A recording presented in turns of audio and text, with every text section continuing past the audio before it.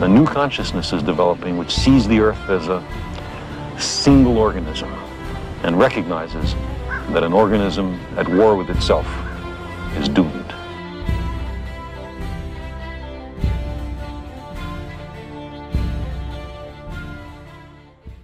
Welcome back. We're on 2 Samuel chapter 6.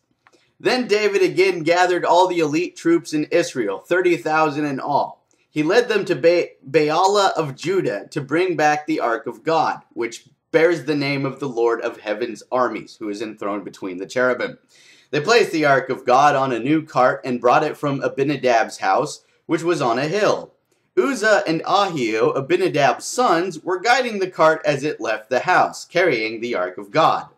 Ahio walked in front of the ark. David and all the people of Israel were celebrating before the Lord, singing songs and playing all kinds of musical instruments, lyres, harps, tambourines, castanets, and cymbals. But when they arrived at the threshing floor of Nacon, the oxen stumbled, and Uzzah reached out his hand and steadied the ark of God. Then the Lord's anger aroused against Uzzah, and God struck him dead because of this. So Uzzah died right there beside the ark of God. Okay, so because Uzzah was trying to steady the ark of God, presumably so that it wouldn't fall or something, maybe just so that it didn't look disorganized, I don't know. Since he was trying to steady it, God killed him. I guess he didn't want him touching it or something. And this should say something about the value of human life versus the value of an inanimate object in the eyes of this God. David was angry because the Lord's anger had burst out against Uzzah. He named that place Perez Uzzah, which means to burst out against Uzzah, as it is still called today. David was now afraid of the Lord, and he asked, "How can I ever bring the ark of the Lord back into my care?" So David decided not to move the ark of the Lord into the city of David. Instead, he took it to the house of what the fuck does that say? He took it into the house of Obed-Edom of Gath. The ark of the Lord remained there in Obed-Edom's house for 3 months. And the Lord blessed Obed-Edom and his entire household. Then King David was told, "The Lord has blessed Obed-Edom's household and everything he has because of the ark of God." So David went there and brought the ark of God from the house of Obed-Edom to the city of David with a great celebration. After the men who were carrying the ark of the Lord had gone 6 steps, David sacrificed a bull and a fattened calf. And David danced before the Lord with all his might, wearing a priestly garment.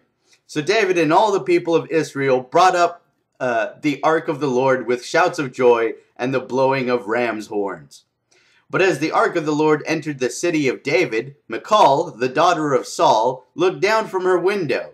When she saw King David leaping and dancing before the Lord, she was filled with contempt for him. Oh, understandable. They brought the ark of the Lord and set it in its place inside the special tent David had prepared for it. And David sacrificed burnt offerings and peace offerings to the Lord. Aw. When he had finished his sacrifices, David blessed the people in the name of the Lord of heaven's armies. Then he gave to every Israelite man and woman in the crowd a loaf of bread, a cake of dates, and a cake of raisins. Then all the people returned to their homes. When David returned home to bless his own family, Michal, the daughter of Saul, came out to meet him. She said in disgust, "How distinguished the king of Israel looked today, shamelessly exposing himself to the servant girls like any vulgar person might do."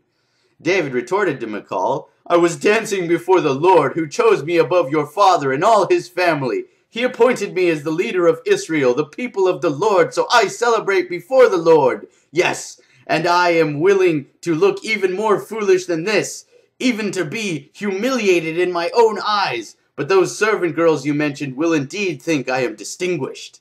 So Michal, the daughter of Saul, remained childless throughout her entire life. I get the impression that her marriage to David was not necessarily the happiest marriage to David. I wonder if she even wanted to go with him.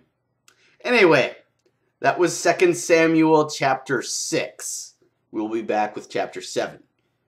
You guys have a good one and shit. Peace.